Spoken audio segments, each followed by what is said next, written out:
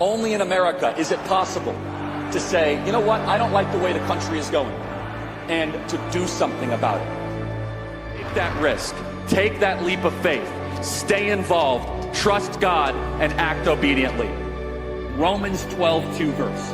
That God will use all things for good for those who love him. It's bigger than you. I want you to remember that. It is bigger than you. It's bigger than me.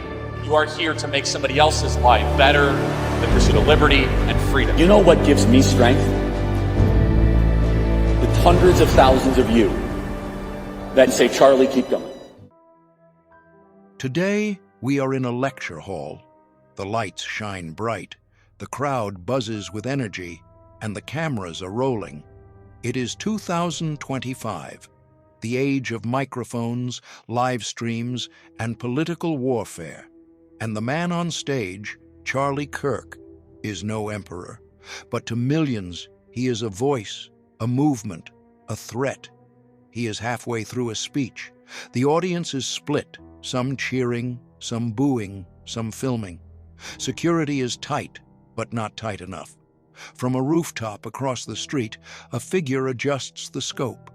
The wind is calm, the shot is clean, and then a crack, a flash, a scream. Charlie Kirk collapses. The microphone hits the floor. The world holds its breath. This is not ancient history. This is now. This is the assassination that shattered the illusion of safety in the digital age. Welcome to the red pages of history, where power bleeds and every bullet writes a new chapter. Charlie Kirk was born on October 14, 1993, in Arlington Heights, Illinois, a quiet suburb northwest of Chicago. He grew up in Prospect Heights in a 5-bedroom home built by his father, an architect who specialized in middle-class luxury estates. His mother was a trader at the Chicago Mercantile Exchange and later turned to mental health counseling. From a young age, Charlie was sharp, outspoken, and polarizing. Classmates described him as arrogant, opinionated, and convinced he was destined for something big.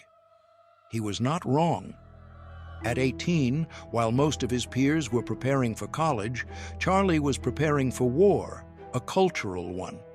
He founded Turning Point USA in 2012, a conservative youth organization aimed at challenging what he saw as the leftist dominance of American universities. He skipped college himself, briefly enrolling at Harper College before dropping out. That decision became part of his mythos, a young conservative who rejected academia to build his own movement. Turning Point USA started small, Charlie driving across states, handing out flyers, speaking to empty rooms. But he had charisma, connections, and a message that resonated. With backing from wealthy donors like Foster Friess and the DeVos Foundation, TPUSA exploded.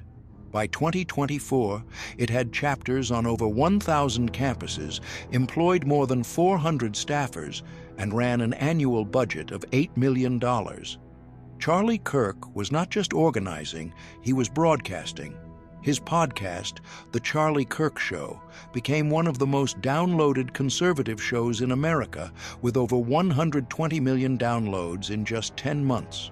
He interviewed figures like Tucker Carlson, Josh Hawley, and Ron DeSantis, blending politics, faith, and firebrand rhetoric. He published The MAGA Doctrine in 2020, a best-selling book that laid out his vision for nationalism, Christianity, and Trump's America First agenda. He became a regular at Trump rallies, often warming up the crowd with chants like "Christ is King" and speeches that framed politics as a spiritual war. In 2021, Charlie married Erica Francevey, a former Miss Arizona USA podcaster and ministry leader. They had 2 children, a daughter born in 2022 and a son in 2024. Their marriage was public, passionate, and deeply rooted in faith. Erica often appeared beside him at events, and after his death, she vowed to continue his mission by saying they thought they could kill the message by killing the messenger. They were wrong. Charlie Kirk was not just a political figure. He was a symbol of a generation of conservatives who felt silenced, mocked, and ready to fight back. He was loved by many, hated by others, but ignored by none. And on September 10th, 2025, while speaking at Utah Valley University, he was shot and killed, a political assassination that sent shockwaves across the country. President Trump called him the great and even legendary Charlie Kirk. Vice President J.D. Vance escorted his casket on Air Force Two. Over $6 million was raised in his honor. His funeral, held at State Farm Stadium in Arizona, drew tens of thousands. Charlie Kirk's life was short, just 31 years, but his impact was seismic. He turned campus politics into national influence. He built a movement from scratch. And in death, he became a martyr for a cause that continues to divide and define America. The courtyard at Utah Valley University was buzzing. It was September 10th, 2025, a Wednesday. The sun was high, the air dry, and over 3,000 students had gathered for the latest stop on Charlie Kirk's American comeback tour. He stood behind a folding table labeled "Prove Me Wrong," inviting students to challenge his views on gender, race, religion, and America itself. Some came to debate, some came to protest, some came just to film. Charlie was in his element, sharp suit, confident grin. He leaned into the mic and said, "If you believe truth is relative, prove me wrong." Laughter, applause, a few boos. Security scanned the crowd, but nothing seemed out of place. Then, 12:23 p.m. A single crack split the air, not a firework, not a mic glitch, a gunshot. Charlie jerked backward, his hand flew to his neck, blood bright, immediate. The crowd froze, then chaos, screams, phones dropped, students ran in every direction. Security tackled him to the ground, shielding his body. One guard shouted for a medic, another screamed into a radio shooter north rooftop. Across the courtyard on the roof of the Losay Center, a figure in black tactical gear was seen sprinting, helmet, rifle, boots pounding against concrete. He had fired from 200 yards away with a high-powered rifle. The bullet had pierced Charlie's neck, severing his carotid artery. Within seconds, he was unconscious. Within minutes, he was gone. The shooter was later identified as Tyler Robinson, a 22-year-old electrical student from St. George, Utah. He had no criminal record, no known affiliations, but investigators found a digital trail, Reddit threads, gaming forums, and encrypted chats filled with political rage. He had engraved messages on his bullets. One casing read, "Hey, fascist, catch."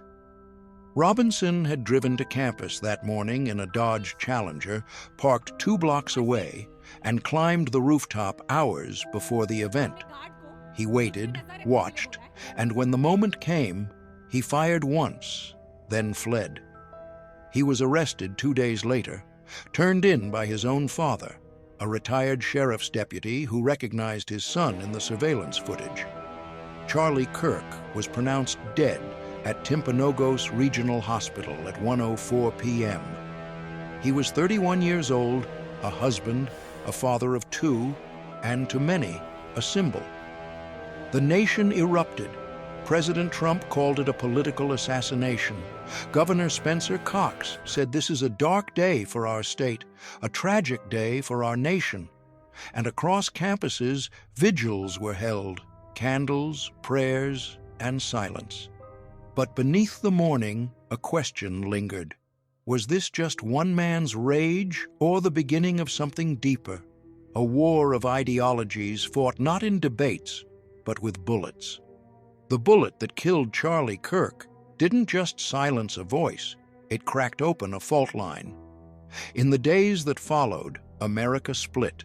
not just in grief, but in rage. Some called him a martyr, others called him a provocateur who finally met consequence, but no one called it irrelevant. The media went into overdrive. Cable news ran wall-to-wall coverage. Social platforms lit up with trending tags such as Justice for Charlie, Political Violence, Turning Point Forever. At his funeral, held inside State Farm Stadium, over 40,000 people gathered. Trump spoke. Candace Owens wept. Erica, his widow, stood on stage and said they thought they could kill the message by killing the messenger. They were wrong.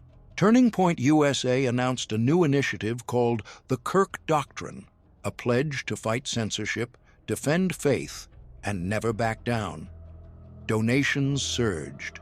Membership tripled. And across college campuses, security was tightened, but so was the tension. Professors received threats. Student debates turned into shouting matches. And in the shadows, whispers grew louder, who's next? Charlie Kirk's assassination marked a turning point, not just for conservatives, but for the entire political landscape. It proved that in the age of microphones and memes, the battlefield is everywhere, and sometimes the war isn't metaphorical. If this story shook you, subscribe to the Red Pages of History and join us as we uncover the moments where power, ideology, and violence collide. Because history is not just what happened, it is what keeps happening.